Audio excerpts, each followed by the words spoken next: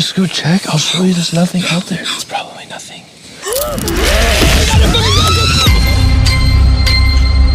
Are you expecting somebody? No. Hey, I'm so sorry to interrupt you. My car broke down and my phone's dead. Oh, no, come on in. Are you sure? Of course, it's Christmas. Gee, what's your Christmas tradition? Every Christmas, we do watch a movie. Making the next great Christmas movie. What's in the box? It's not midnight yet. They let in a super weird guy. You're in good hands. Stay calm. Rachel, go!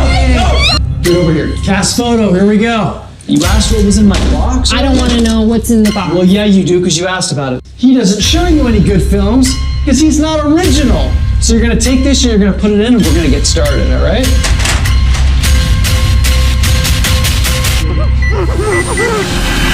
We're here with our very own Christmas scarecrow. No one will ship a human being. And luckily, I found this guy, so he's going to deliver me right to the front door. Christmas, you've got to give something back.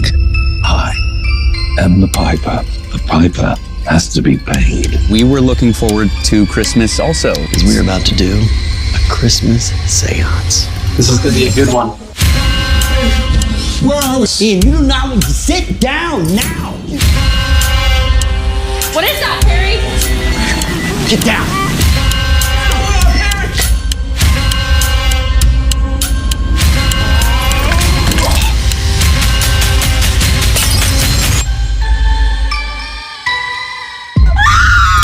I don't even know what's coming. Settle in.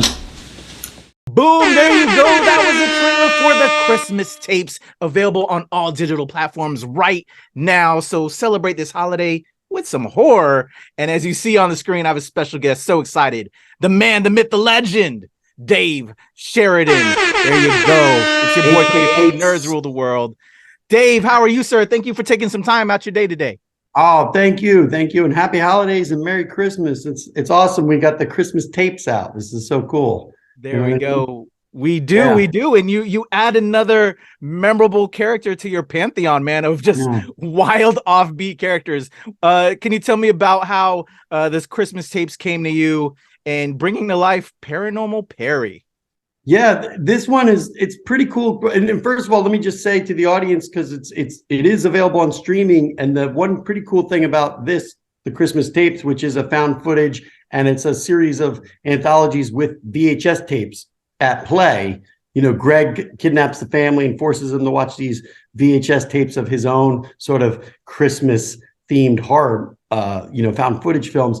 And it is available on VHS right now. I think it's retro tapes or retro release, maybe retro release. If you could just Google the Christmas tapes retro release, if you want this on VHS, that's the only hard medium it's available on is VHS. So that's hell yeah. I love that. As a filmmaker, actor, 80s baby, you know, that's my generation. I love that. That's awesome. I probably just reminded myself I probably should order one myself. And also, it's like, I think the production company is called Woof, like WOOF, Wolf Cat Productions. I think if you go to their website, they have a store where there's Christmas ornaments of Paranormal Perry. And also, the one thing they made was like an ugly Christmas sweater with Paranormal Perry. And it says, "I killed my family on Christmas," but it's like a Christmas thing. And I was hoping they'd give me one. Right? Because they're like $24, and I was like, because I'd wear it. Hell yeah. So much press. It would be great if I was wearing that. You know what I mean? I do have to I owe myself to get one because, I like to collect swag. I have so much of my own swag over time, and I'm going to launch my own Indiegogo coming up in February, where I'm going to basically, I'm going to get rid of all my stuff. You know what I mean? Wow. All the way from like lots of scary movie memorabilia that I have. Like the only thing I will never sell are my ghost face masks. All my different killer masks that I got to keep.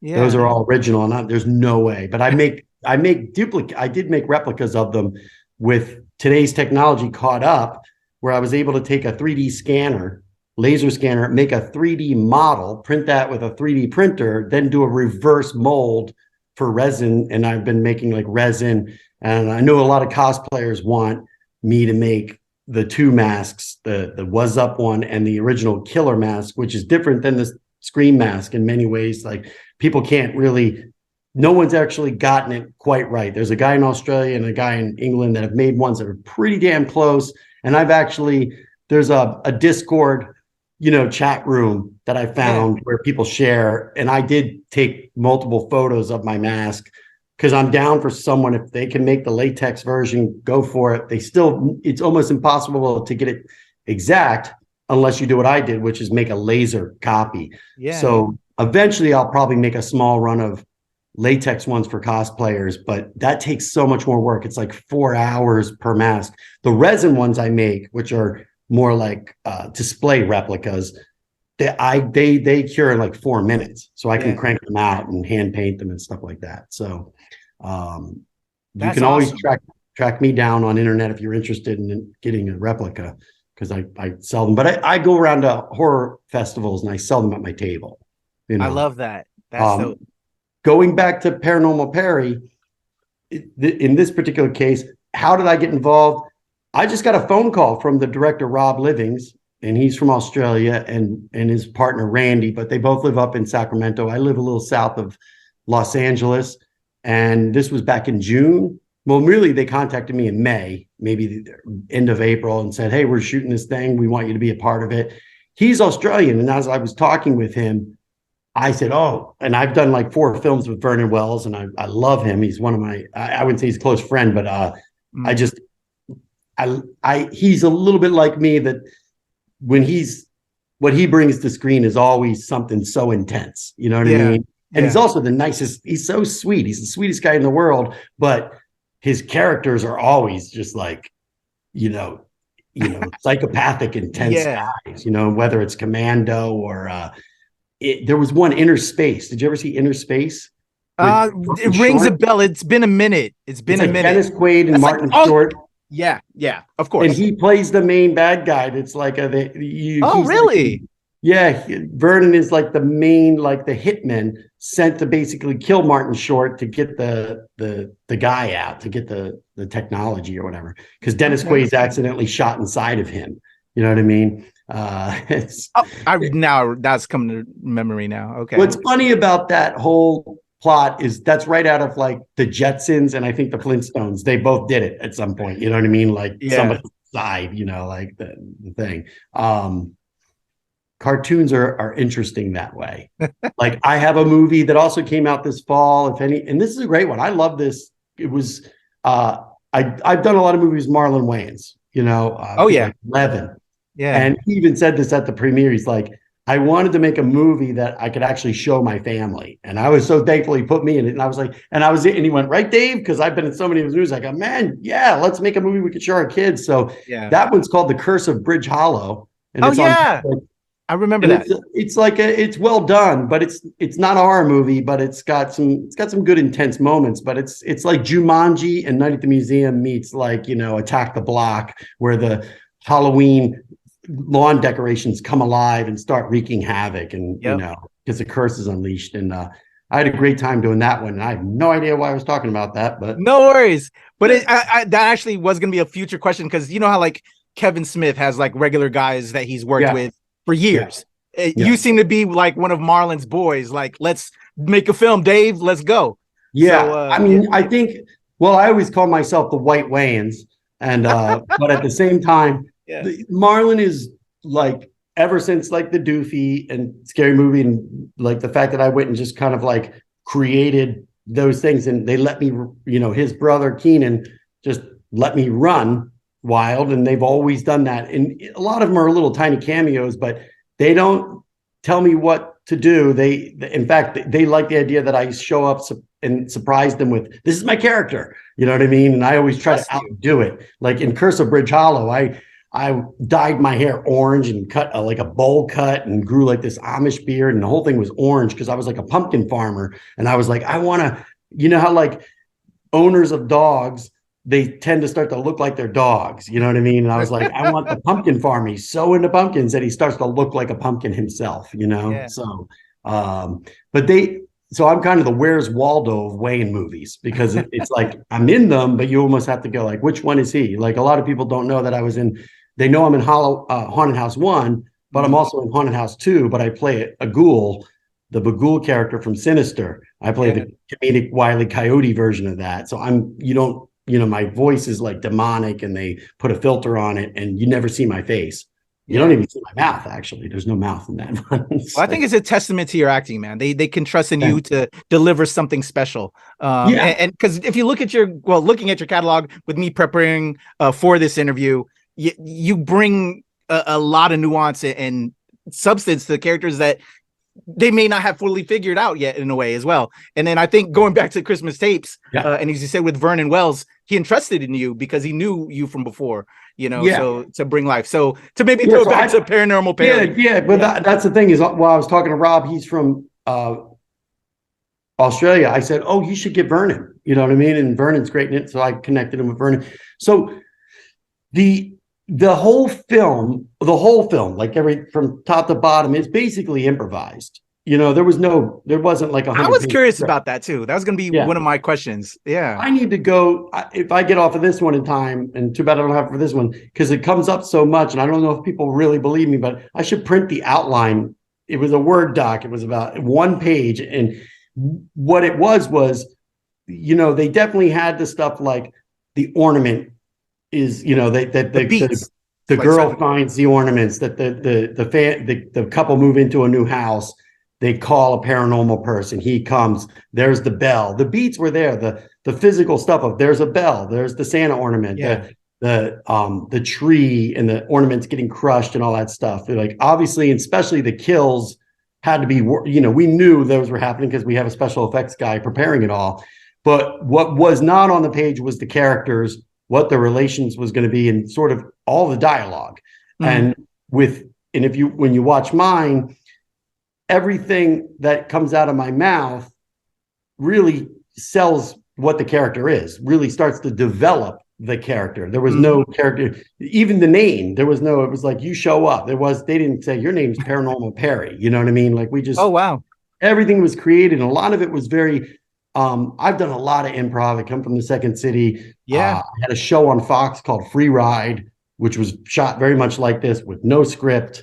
It was way before Curb Your Enthusiasm, and it was all improvised. I did a show for WB called The Dave Sheridan Show, my first pilot, and then I had Buzzkill on MTV, which was all like hidden camera improvisation and stuff like that. So I was in my element doing this film. It felt great to go, okay, great. Because when I go I'll do these ultra low budget horror movies, I usually tell the directors, hey, I'm going to make it my own. And I'm going to, a dirty secret that I've let out there anyways, I have like terrible dyslexia.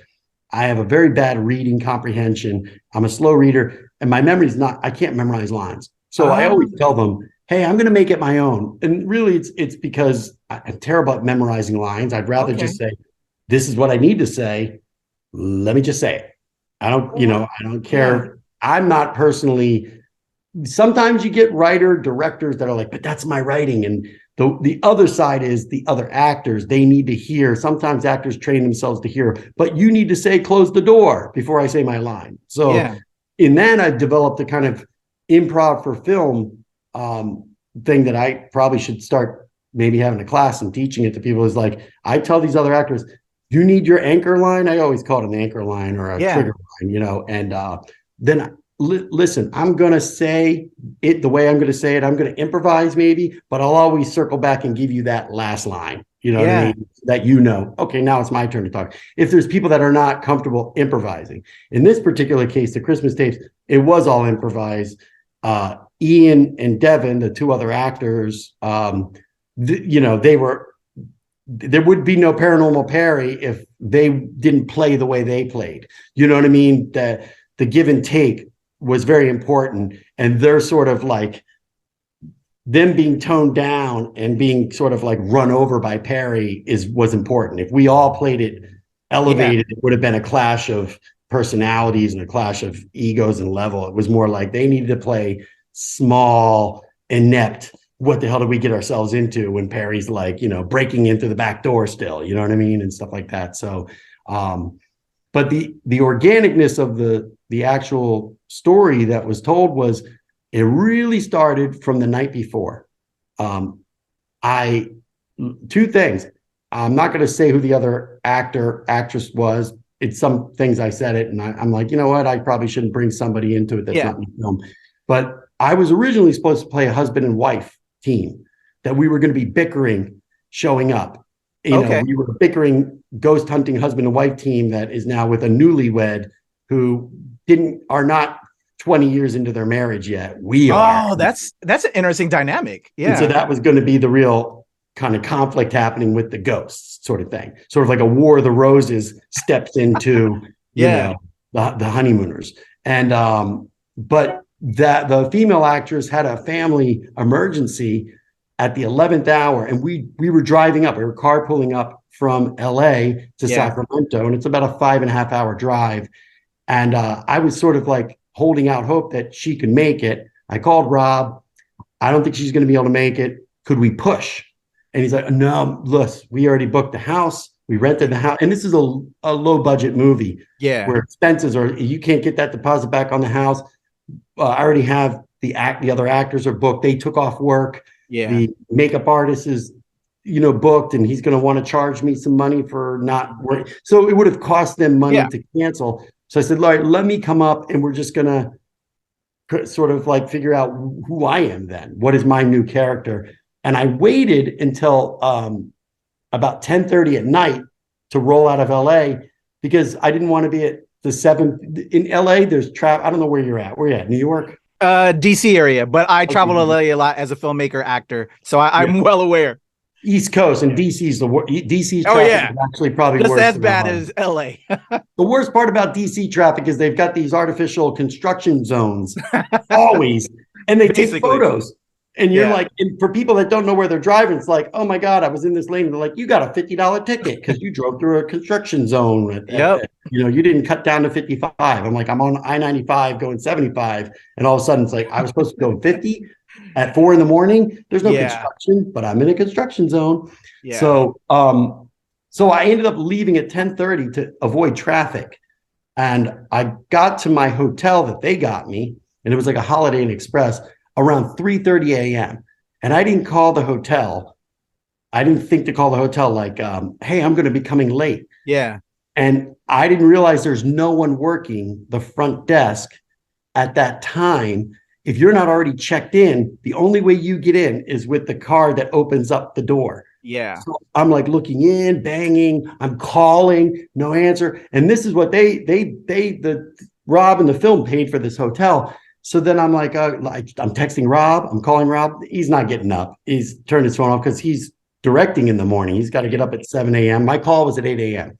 Yeah. And I looked at my phone where there's other things, and I called one other one, like Hampton Inn. It was like a Hampton Inn. Nobody picked up. I said, well, I'm not about to drive over there and deal with the same thing. Yeah. I looked, and I was like, okay, it's 3:30. I got to get up at 7. We're looking at no more than 3.5 hours of sleep. I might as well just put my seat back. Yeah.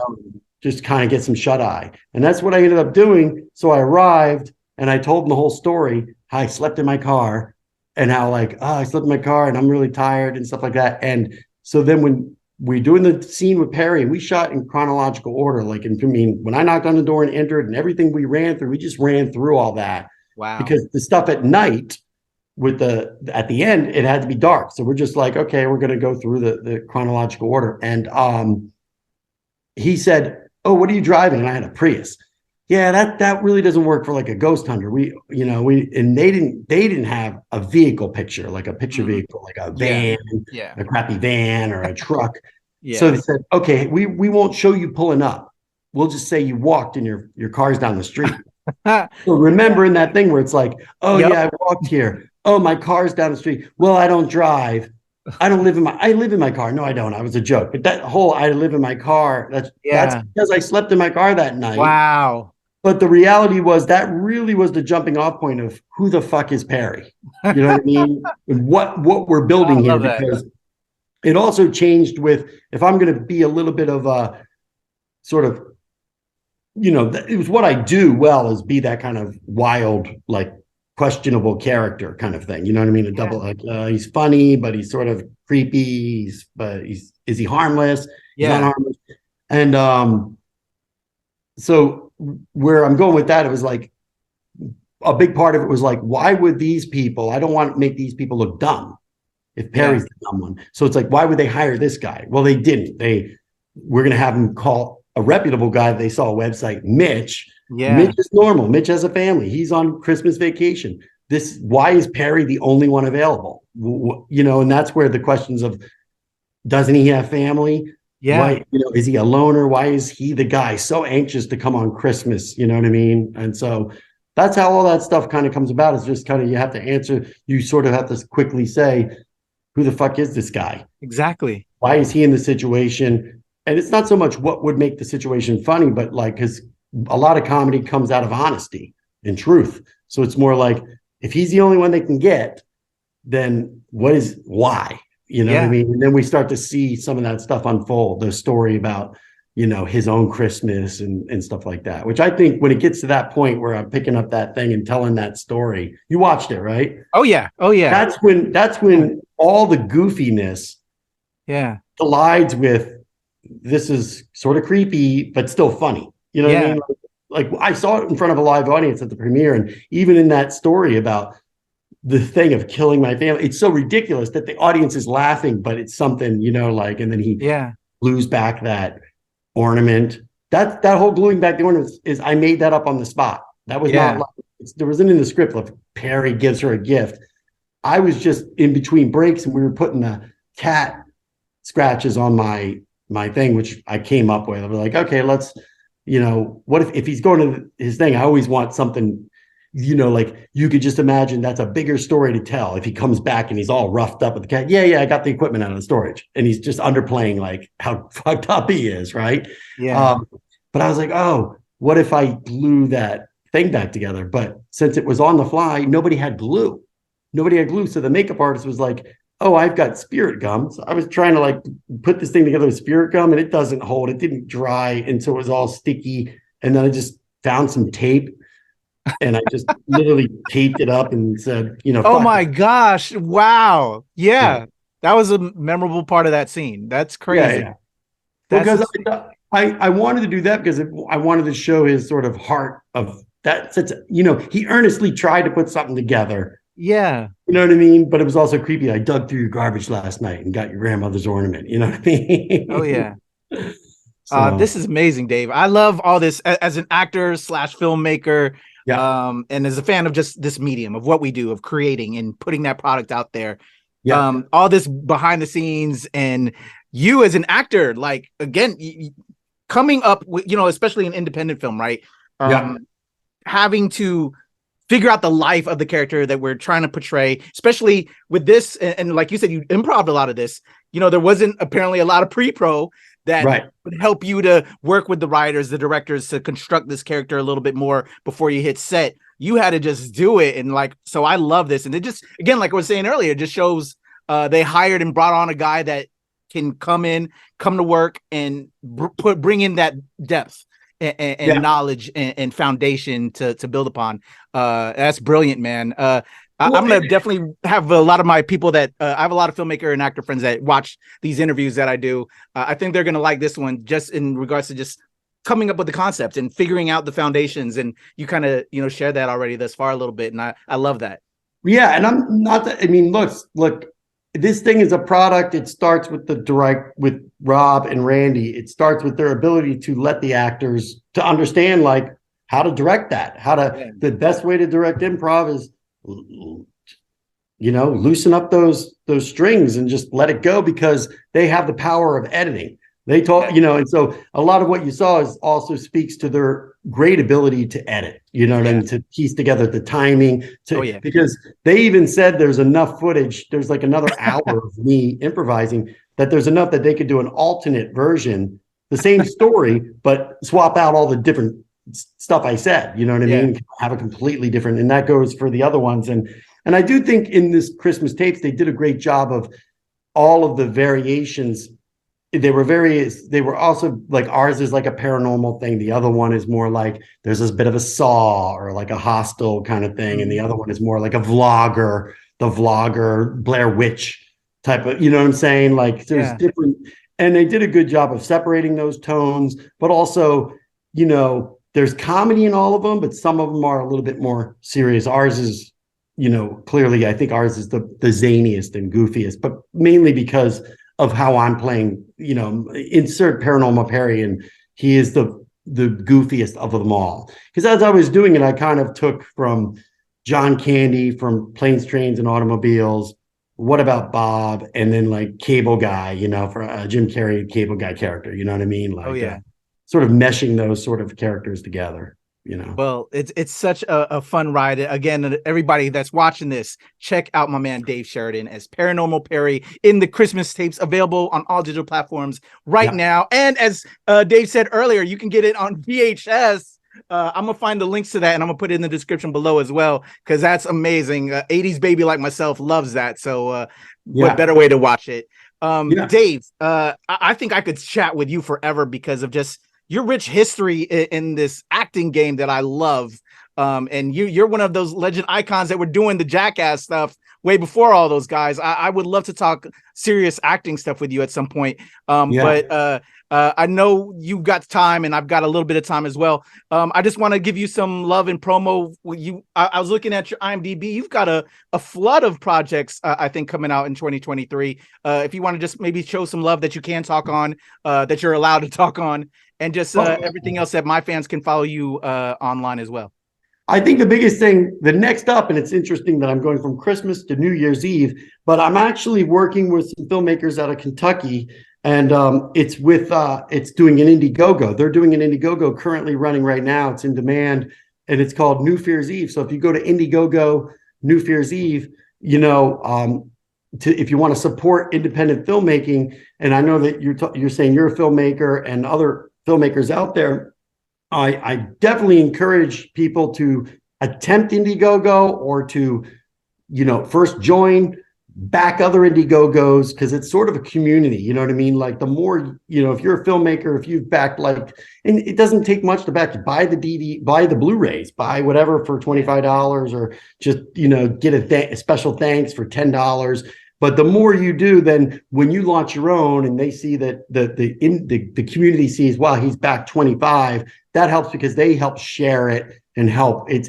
symbiotic, and I view it like as the perfect independent filmmaking triangle that is finally coming. And I know there's some, and the bad part is with every one of these social media things, there's always some bad actors or some cheats out there that don't deliver what they need to deliver, and it makes it bad for everyone. But the great thing about Indiegogo is you have a filmmaker who's got an idea, but he doesn't have the funds, and he wants to direct a movie, and then he needs legitimate actors, some name actors, but I don't work for free, but I'm not that much money. But so it's like, okay, I add Dave to the Indiegogo.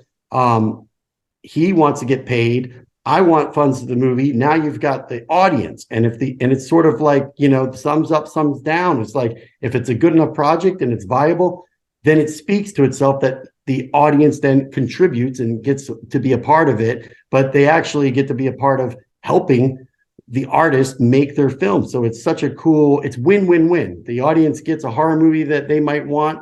The director finally I get to make my movie, and then Dave Sheridan gets to, have some peanuts on Southwest and go to Kentucky and make a movie and get paid and keep creating. What I like about independent movies versus the studios, the weigh-ins, they let me do my thing, but when you get to studio level stuff, you're a puppet. You got to do what they say. There's too many chefs in the kitchen. But when you do something like this and I show up, I usually already have a conversation with the director of like, are you going to let me craft my character? You're going to let me do what I do? So, and I usually take roles now in that stuff that I haven't played. You know what I mean? I don't want to keep playing the goofy deputy. So I'd rather move up and be the goofy sheriff, and I've done that. And now I want to be the goofy mayor. So that was a joke. But so I am working my way up the community service totem pole. But I think it's great. And one thing, if you're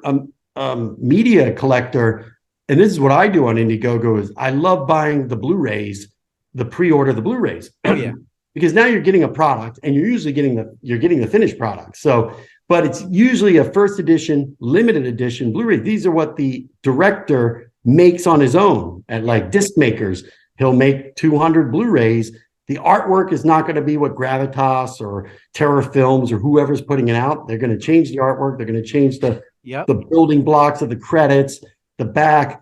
They're going to maybe even edit the film down. So the film you're getting is like, oh, the longer cut from the director right away. And then a lot of the Blu-rays when I'm involved in these Indiegogos, they have us all autograph them. Yeah. So you're getting like 4 or 5 autographs on this already existing sort of limited edition collector's item. So I think it's win-win. I would always go for the first edition Blu-rays because I've gotten like 5 and there's no guarantee that these movies get distributing. So then you're left going, I'm the only one that has a copy of this, you know? So I did one called Massacre Academy, and because there was some sort of like conflict between the producers and the director, they never put it out. They only delivered those Blu-rays, and it's like, wow, I got this, and I'm glad I bought it because I'm in it and I wanted footage, you know. But so go to that Indiegogo, New Fear's Eve, and then I'll show you. I'm working on some artwork here. The one I'm going to launch myself, and the other reason I got involved. Yeah, you mentioned in February you're going to have a campaign starting. I did. Where did you see that? You mentioned it earlier. You said with like your Scream and all that stuff. After you're not going to sell certain masks. Oh yeah, that's where I'm going to put all my stuff up. And what's that all going to be about? So I get a lot of people going, "Hey, why don't you make another scary movie? Make another scary movie." And I certainly don't control the rights to scary movie, but you know, I understand what they're really saying is we need another spoof. We need another like just kind of balls out comedy that's just fun. And I was like, "You're right. I think the timing is good for that." Especially with like Cocaine Bear coming out, that thing was awesome. Violent Night. So, you know, I think now even the studios are going, hey, the audience wants more. They don't want the same old. They're starting to blow it out now. That's why I wanted to reach out to you when this Christmas tapes crossed my path. I was doing coverage on Violent Night for WTOP FM radio. Shout out to all my listeners on WTOP FM here in Shout out WTOP TFM PSD. And so when this came across my board, I was like, oh, I got to check this out. And like you were saying, people are hungry for this content. We have Cocaine Bear coming out, you know, so I love it, Dave. And I'm sorry to cut you off, but as you were saying, we're here for. That's what I'm going to launch. Okay. It's called Canceled Movie, and it's going to be just the most offensive, crazy comedy, kind of like a Kentucky Fried Movie and the Groove Tube and the old throwbacks. It won't, there will be a just like with this movie, how Greg played a character that has the thread through it. There's going to be that thing that myself and a bunch of these writers are already still working on figuring it all out. So you're still in pre-pro right now. Oh yeah. Okay. Yeah. I'm just gathering up the talent, because the thing with Canceled Movie is there's so many comedians out there that have gotten their voice sort of squashed, and also there's tons of comedians that are like, I've always wanted to do this, but I can't. And I'm like, well, then give it to me and I'll make a sketch of it, or I'll give me your material, but and then you look in the just like Kanye, getting canceled, and like the My Pillow guy or Elon Musk or whatever it is. There's so much like material that we could really blow out. You know what I mean? Oh yeah. So yeah. That's exciting. So that campaign is going to help kick off the funds to fund the film. Exactly. Oh, yeah. I love it. I'd love to have you back, man, as that comes out, so my people can support that. Again, I'm gonna have all the links for Dave in the description below, y'all. So make sure you do that, so when that happens, you can start helping fund that. And then when that drops, man, would love to show further support and awareness for that, Dave. That sounds amazing. Thank you, man. Yeah, really cool. I shot something with the mustache like over the weekend. It's like Thursday now. I said, as soon as I get home, I'm going to shave this, and now I still haven't done it. I guess I'm just either lazy or I must like it. One last time for us. Yeah, well, I kind of like dropping my son off at events where everyone else might think, is his dad a cop? You know what I mean? So awesome.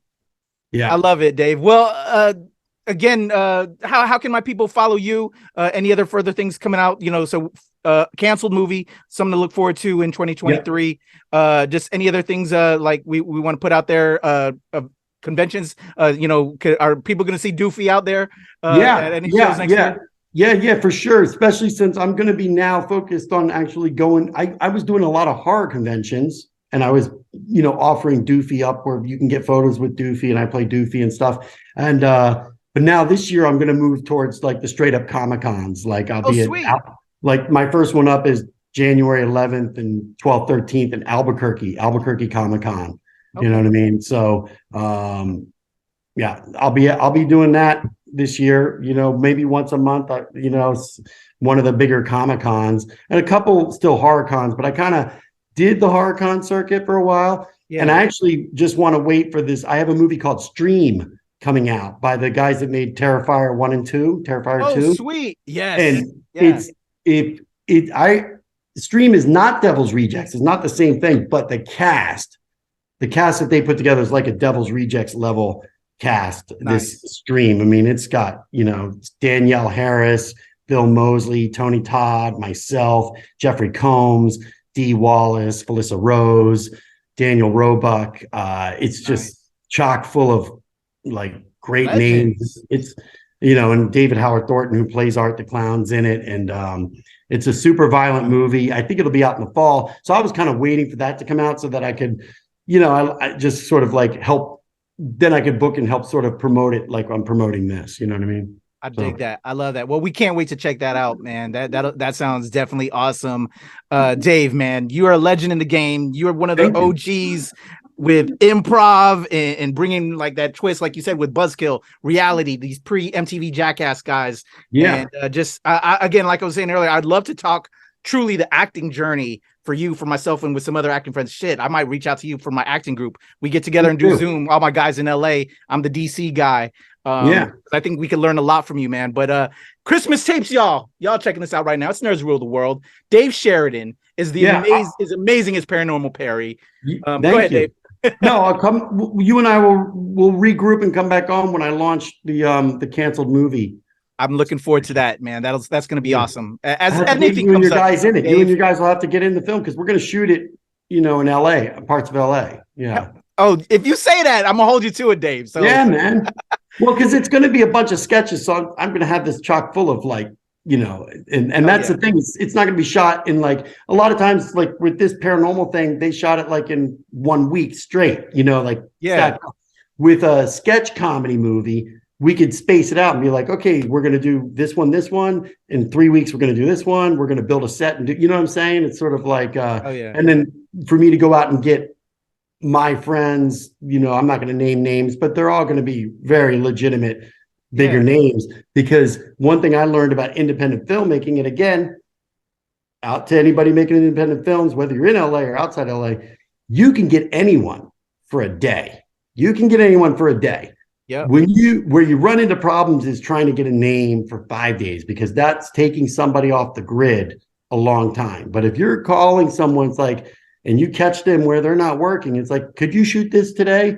Man, like the price can go way down if it's just 1 day, because they're looking at just like, well, that just covers, hey, you know what? That's going to cover my bills for the week, or that's 2 dinners and whatever it is, that's my electric bill.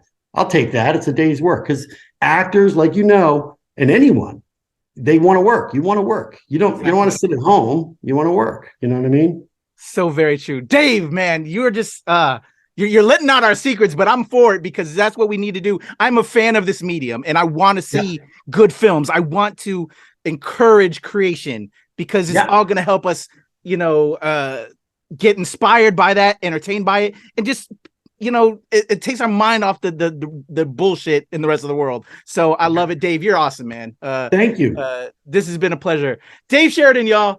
Paranormal Perry, the Christmas tapes available everywhere on streaming platforms. We'll have him back. We're gonna have him back. We got to talk canceled. We got to talk all things with Dave Sheridan. It's truly a pleasure. Thank you, man. No worries. Dave Sheridan's all his links in the description below. It's your boy Kuya P. This is Nerds Rule the World. Later.